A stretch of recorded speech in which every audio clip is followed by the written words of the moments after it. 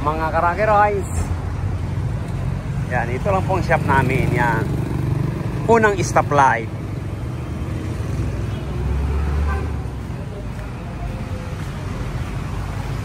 Fortuner.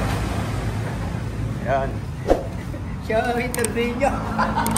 Good morning, sir. Morning. Saan po tayo galing? Dasma Cavite, sir. Dasma Cavite. Ano pangalan po? JR Desena. JR Desena. Mukhang kamag-anak pa namin yan. Talaga? Yan, sitaot natin yung mga pinsang kong Desena. Okay. Lalo na si yung mga sa Canada. Yan. Anong problema ng ano natin, sir? Sir, biglang ayun ang medyo humina yung lamig niya. Humina ang lamig. Tapos ngayon wala na. Hindi, meron pa rin. Pero mahina talaga yung lamig. Check natin. Check. Yan, lagyan muna natin ng gauge. Ayan, check natin. Mukhang kulang na, sir. Kulang nga, nakita ko na. Dapat to mahigitong 100. Nakita ko na kuya. Pag naandar. Sige po. Bula na. Ano yun natin? Start. Aircon.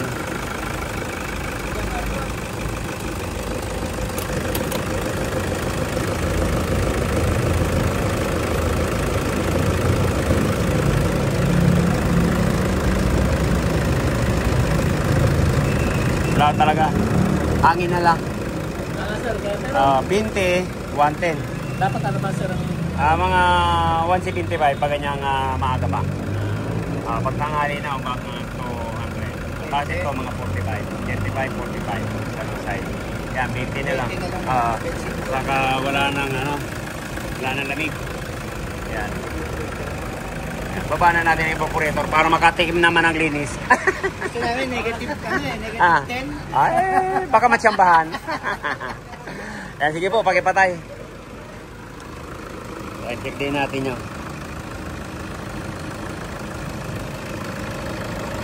Dumili rin ng radiator. Dumili rin ng radiator. Yan, babari natin yan. Mamaya. Walang lamig. May singaw yan. Napit natin. Ayan, wala nang liquid. Hangin na lang.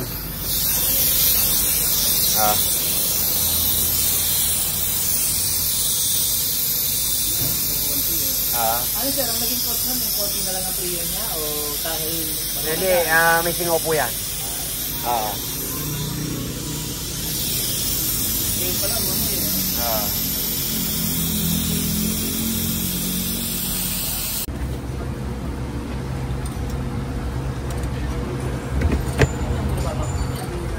Yan po. Bababa natin yung evaporator. Yan, pag mga ganito pong unang Montero, ayan, dukot lang po ito. Bigay ng 2015, 16, yan. 16 na tanggal na ng dashboard. Yan po yung blower. Pag mga ganitong model, natudukot po yan. Yan, nandun na yung evaporator niya sa Ayun, naku, sasago-sago. Grabe. Ito na yung naamoy mo, sir, sa ilalim.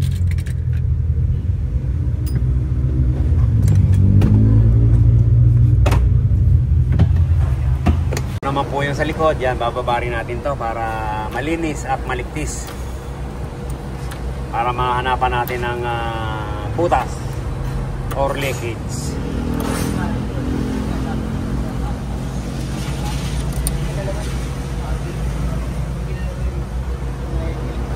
Ibang nagagawa natin, mga 5 years, grabe ang dumi, samantalang to 13 years. Ayan, sige.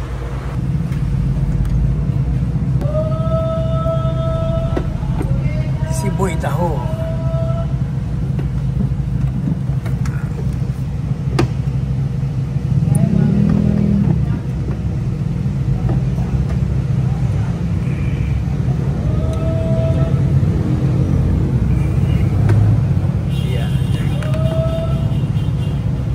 Opo, yan na po yan.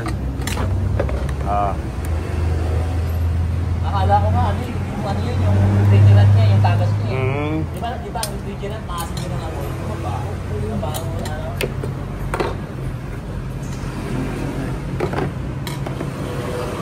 Minsan po, pag dito sa evaporator, yung tulo doon makikita mo may langis. Sa tubig, kasama sa tubig. Yung sa baba? Talaga. Ayan. Kulay na ulit, parang nagre-red. Lilinisin po natin to at liligtes. Yan ata yun. At may kulay pula. Ha? Yan, may kulay pula dito sa likod. Lunay mo na yan.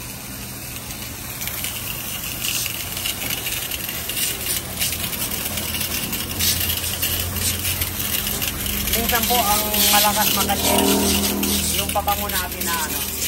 Ay, magilagamit natin. Oo. Talaga? Opo. Lalo na yung parang gel. Dapat talaga yung parang kahoy lang. Oo. Oo, yan. Napakalakas po nun. 6 months lang, puno na yan. Talaga? Opo. Anong dahilan mo ito? Diyan po napupunta. Yung pinaka-gel niya. Dahil natuklasan namin yun yung Avanza, yung ginagamit niya. Saka yung mga UV. Mga UV. Oo. Saglit lang. Maka-amplify na ano? Oo. Na buwan puno. Ate mo sir, ayan o. Tumatalsik yung yung pinaka ng aluminum. Oh. Lalo, ayan, munido na yan Ayan o. Oh, yung puti-puti na yan. Lalo kung gamitan natin ng yung sinasabi ng sosa. Sigurado po agnas yan. Kaya ito lang po sa amin, sabon lang at saka power spray. Ganyan lang talaga maintenance. Okay lang yung ganyan maitim-itim. Para hindi lumipis yung aluminum. Pag walang butas yan, di tatagal pa yan. Ayan, ito naman po yung evaporator sa likod. Yan. Palibasa wala pong cabin filter doon, yan ganun karumi. Doon sa unahan yun jelly. Pero doon po ang singaw. Yan, lilinisin din po natin to para malaman natin kung walang singaw. Cleaning at saka ligpit.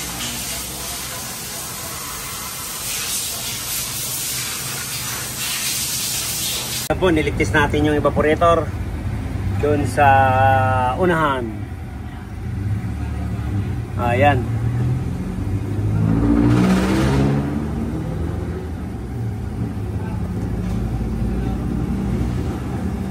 Ayan, dito sa rambuta sir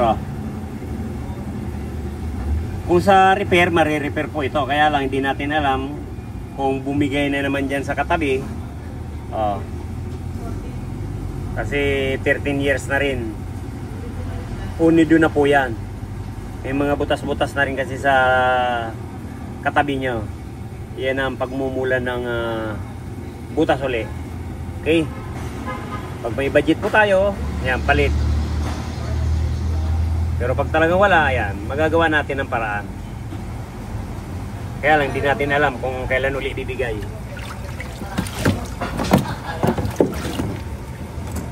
Okay.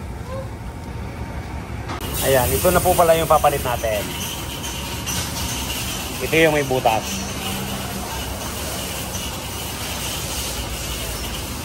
"13 years, yan, ngayon lang nagkabutas. Ngayon lang din nalinisan. Ito po yung kahulihan.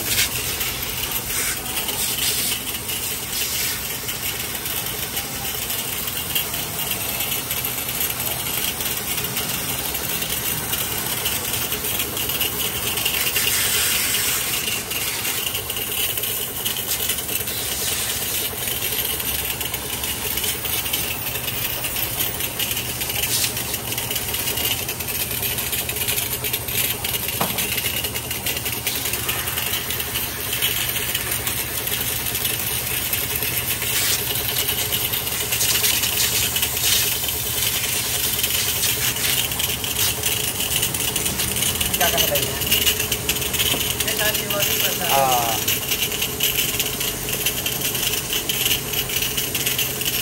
Check po natin sa likod. Yan, wala. Talagang doon lang po. Ayan. 225 psi. Sa likod wala. Dumi lang talaga, marumi lang.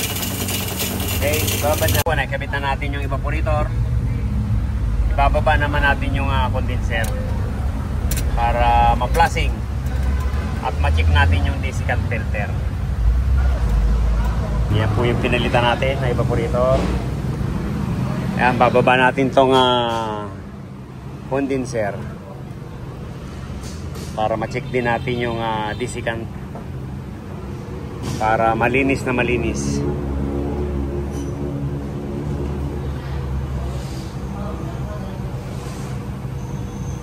$13 years bago nabuksan yung aircon. Nakatatong pasada na. Parang cobra. Ayan, pang-apat. Flashing na lang natin. Yung sa unahan, nandun po ang bola. Yun. Ayan, tingnan mo na. Apat. Ito yun na lang natin. Puro langis.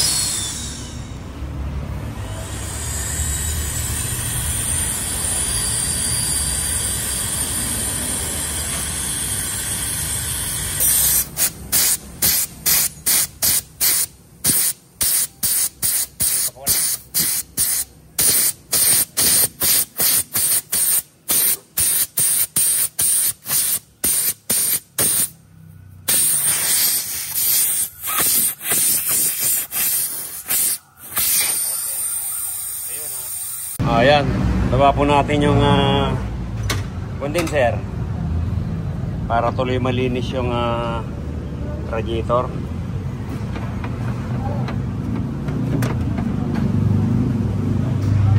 Baba na. Ayan, para malinis din tong radiator. Ayan, dumi rin, no?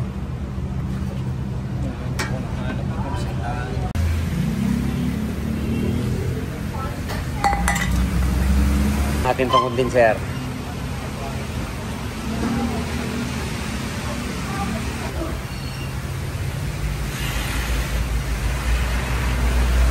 Yun o. Parang cobra. Akala mo, tingin na yan, medyo betis.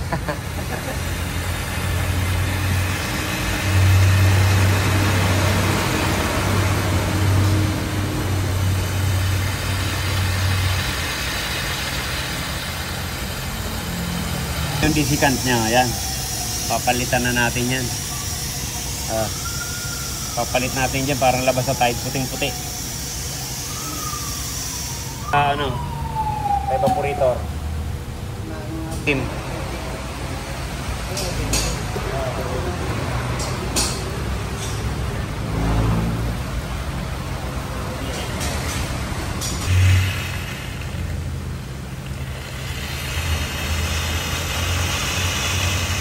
Bart, pangitang dalawa.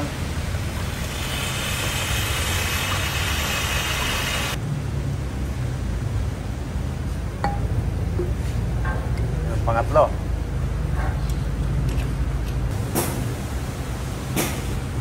Uwi si Otol, uwi na.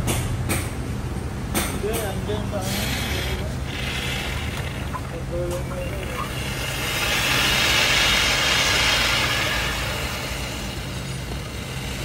Napula pa rin. Yung pasada, ayan. Pinalit natin na desiccant filter.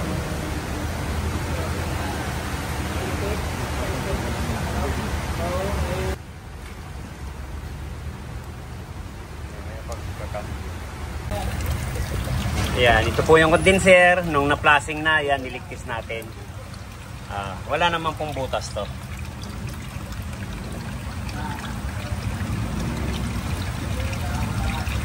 Nilinis na po yan, kaya lang medyo maitim. Okay lang yan. Pag tinira po natin yan ng chemicals, yan, puputi yan. Pero nakakasama po yun. Ninipis yan, okay lang yung ganyan. At least malinis na yan, may itim lang. Okay?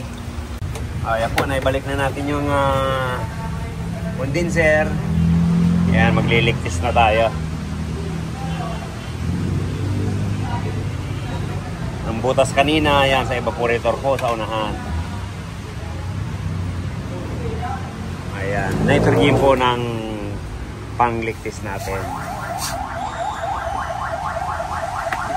para obserbahan po natin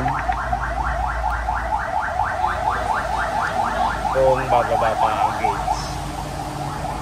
Pag hindi na, yan, mabakimin na po natin yan. Okay, sa likod na balik na rin natin sa likod. Po, kakarga na natin. Hindi ko na po na-videohan pagpasipsip ng langis.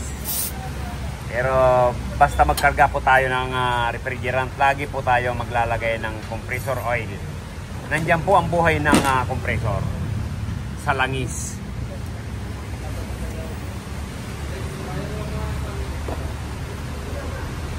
Sige po, start sir. Wala po, wala. Ayan, mababa lang po ang karga natin. Nagmamatic na. Taasan mo thermostat. Hindi babaan mo, 20.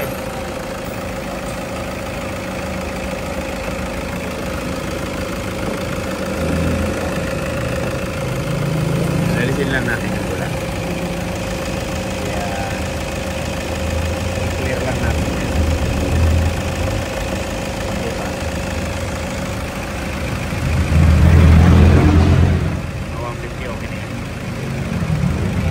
Check tayo ng lamig. Ayun, oh, kita mo.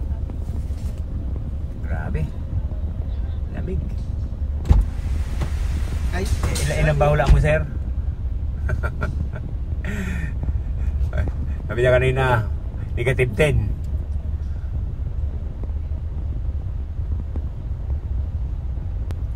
Ayan, 6 na.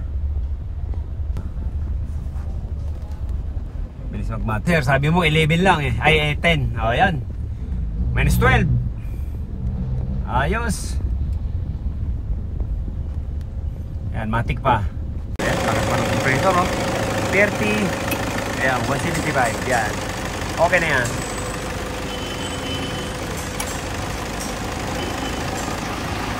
Ilan sabi mo, sir, kanina? Ilan sabi mo? Minus 10. Minus 12. Okay na yan. Salamat. Salamat po, sir. Salamat sa pagdayo sa Rocky Roy, Sir GR. Okay. Yan, thank you po. Shout out sa mga taga-team DRB. Dito kayong pagawa. Yon. Shout out ng mga taga Cavite. Thank you po. Yan, okay na. Naliligo na yung salamin. Yan, nagpo-moist na. Yan, maraming salamat po. Kung bago lang po tayo sa ating channel, yan, subscribe naman po. Like and share para updated po tayo sa mga bagong video natin. Shout out natin yung mga Rocky Roys kahit saan dako man po kayo ng mundo. Ingat po tayo. Sabi ko, may lamig eh. Lagay nyo na lang po sa 27. Naka 20 yan eh. Kaya ganyan ang lamig. Bye-bye. Ingat. Salamat sa pagdayo sa Rocky Rice.